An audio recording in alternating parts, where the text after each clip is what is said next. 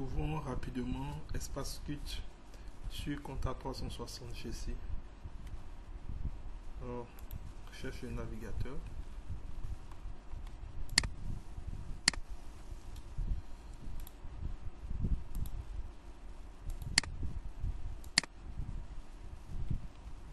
Compta 360 GC.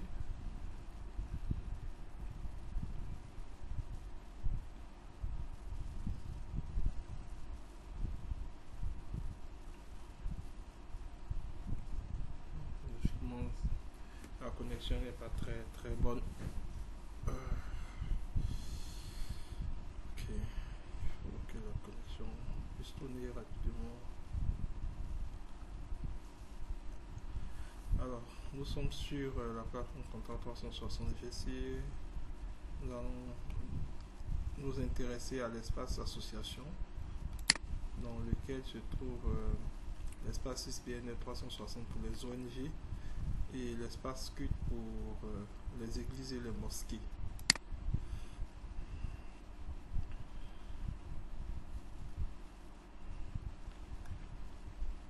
Alors, on a déjà le tableau de bord qui est vraiment très fluide et très beau. Et donc, pour nous permettre de voir la situation entière. Et deux tableaux de bord avec des raccourcis intuitifs et interactifs. Voilà. Donc rapidement, retournons en accueil. Là, on a le menu. Donc la comptabilité régionale en français 6BNL pour toutes nos écritures comptables. Et ce menu est destiné au comptable de l'entreprise. Donc c'est une tâche qui lui sera affectée. Donc il pourra saisir ses opérations de journal. Il pourra saisir. Il y a des modèles d'écriture 6BNL pour lui faciliter la prise en main, puisque le 6BNL est entré en vigueur depuis janvier 2024. Il n'y a pas assez de comptables qui maîtrisent les écritures. Donc on a des écritures 6BNL. Donc lorsque le comptable peut enregistrer une caisse reçue en caisse, il ne fait que cliquer, il ne reste que le montant à valider. Voilà. Il met les mentions. Naturellement, s'il y a un projet dédié, il crée le projet, il peut dire que la quête encaissée. Donc on pourra dire projet de construction.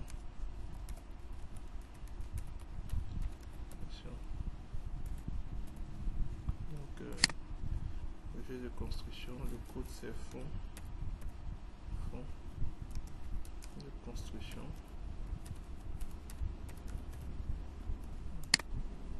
Donc des fidèles. Donc, on a obtenu un point de 50 000. On va créer des fonds. C'est le fonds on a attendu. Donc on a un fonds qui est dédié. On a obtenu 50 000. S'il y a un justificatif, on peut enregistrer. Donc on a enregistré au journal le 26 la quête avec les écritures comptables là, voilà, qui pourront être validées plus tard. Alors on a le grand livre. Nous avons systématiquement les états financiers conformes au SMT, le système minimal et le système normal.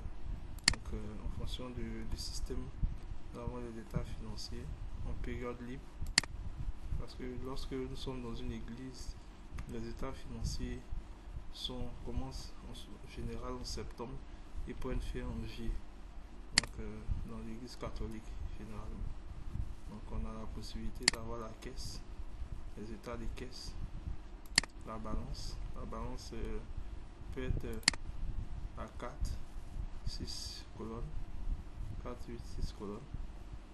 Voilà. Donc on a la balance.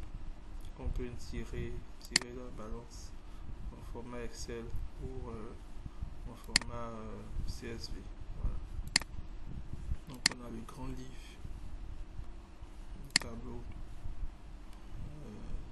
emploi ressources, donc les différentes opérations emploi ressources N-1. On a les états annexés. Les états annexés, tableau d'immobilisation, tableau de provision, les états de créances, les états de dette, les compositions de trésorerie, les tableaux de ressources, les détails de ressources, les détails sur les charges, la classe 6, les contributions volontaires, les engagements. Le tout conforme au 6BNL et conforme également au système minimal de trésorerie. Donc si on choisit un autre système, voilà, on aura d'autres livres qui vont venir s'ajouter, comme par exemple le livre inventaire, le bilan, le compte de résultats, les tableaux emploi, ressources, les TFT et puis les états d'essai. Donc c'est en fonction du système, vous avez naturellement des états correspondants en fonction du système. Voilà. Donc journal, grand livre, balance, grand livre, tableau emploi, ressources. Ok. Donc on peut aller rapidement sur les ressources de l'emploi. Bon, si vous avez une caissière qui veut saisir bien entendu les opérations sans redondance, donc ne pas l'emmerder avec les écritures comptables, on a la date, le montant, la catégorie tout simplement et puis les espèces et elle valide. Donc caisse et trésorerie également. Donc vous ouvrez une caisse naturellement, une nouvelle opération et vous cessez entrée-sortie. Donc vous pouvez enregistrer vos dettes, les créances et les différents chèques reçus. On a le tableau de trésorerie ici en fonction des évolutions de nos données. On a audit et traçabilité, les différents contrôles, les points de risque, etc. par rapport à nos dossiers. On a le contrôle de cohérence. On a la lecture de la pierre IA conformément au 6BNL. Donc on peut télécharger une pièce, la vérifier, la valider. On a la gestion des documents classifiés par l'IA en fonction des documents qu'on reçoit. On a la possibilité dans le module comptabilité d'exporter ou le fichier d'écriture comptable. Donc le journal, le grand livre, soit en Excel, en table séparée et autres. Donc on peut faire les états de rapprochement bancaire. On peut synchroniser automatiquement notre compte bancaire grâce à une connexion. Donc on a la somme des banques BCC cibles. On a également la possibilité de faire des comptes. Si bien entendu l'église a une boutique, donc elle va affecter la boutique naturellement à un caissier qui est géré par un manager et un administrateur. Donc on a la caisse, on a des produits. Donc dans les terminales POS ici, on a la possibilité d'ajouter même des images si on le veut. Donc toutes les catégories ici. Donc, on peut l'avoir soit en ligne, soit en 4. Donc une fois que c'est cliqué, on a les montants. Donc si je veux vendre par exemple le registre des donateurs, j'ai vendu à 24 000. Le client, je peux dire N1, non applicable.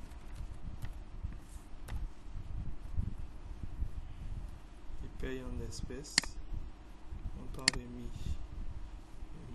remis par les clients. Donc le client nous a remis 30 000. Donc encaissé 24 000. Actuellement, monnaie à rendre au client. Donc comme j'ai le truc ici, je peux décaler. Moi je rends 6 000 clients. Donc je vais encaisser. Donc j'ai la caisse qui est là. J'ai le montant total TTC. J'ai montant remis 30 000 et rendu monnaie 6 000 que je peux soit certifier si je suis rattaché à FNE, je certifie, soit j'imprime le reçu tranquillement. Voilà. Donc voici un peu visualiser notre POS. Donc après j'ai la caisse, pour faire la clôture en rapport X, clôture Z, j'ai les historiques des différentes ventes. j'ai les produits que je peux ajouter en fonction des catégories. J'ai les transferts du compte caisse au compte opérationnel de la banque. Et j'ai les différents rapports que je peux faire et imprimer des rapports ici en PDF ou en Excel et autres. Donc après avoir vu le module POS, on n'a pas moment des guichets d'encaissement. Des guichets d'encaissement généralement qui sont ouverts dans des paroisses pour les demandes de messe, les guichets de réhabilitation, des opérations et des activités. Donc on peut créer des guichets, plusieurs guichets et encaisser dans les guichets. Voilà. En fonction des opérations, on peut encaisser. Une fois qu'on a encaissé, on génère des reçus. Donc après on a les dons. Vous savez que l'article 15 et 17 l'article 17 et 18 du 6BNL oblige dorénavant les entités à but non lucratif à tenir un registre des donateurs. Donc on a l'ensemble des registres des donateurs ici pour enregistrer nos différents dons et legs. Donc on a les promesses de dons, on peut même délivrer les factures et les états financiers, les budgets prévisionnels, les immobilisations, les automatisations et 201 modèles d'écriture qu'on pourra utiliser pour nous aider naturellement pour la comptabilisation du 6BNL. Par la suite, après le module comptabilité, on a la communauté pour gérer les membres et leur vie paroissiale. On a les cotisations, on a la gouvernance des projets, on a la messagerie pour échanger avec l'ensemble de nos membres, on a les boîtes de réception en communauté. Après, on a l'organisation, l'agenda, le pointage de présence, les statistiques, la gestion des visiteurs, généralement utilisé avec un badge à l'accueil que vous allez scanner. Et dès que vous scannez, la secrétaire peut gérer les visites pour les affecter dans les différents bureaux. Donc on a également lors de nos réunions, on a envie d'avoir des listes, donc on peut créer des listes de réunions et à la fin de la réunion obtenir une liste de réunions avec émargement. Donc après l'organisation, on a les rapports, rapports de communication, les rapports périodiques de la boutique qu'on peut avoir, dans les états périodiques et financiers.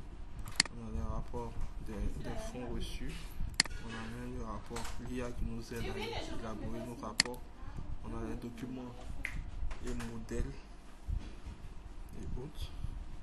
Les modèles intégrés, les convocations, les PV des reçus, les rapports moraux et financiers, on a le courrier aux autorités et on a le module RH, RH Pay pour nous aider à faire les bulletins de salaire et autres. Donc, les bulletins de paye et autres. Voilà. Donc on a un portail pour générer un portail pour les collaborateurs. Donc on a les données pour export.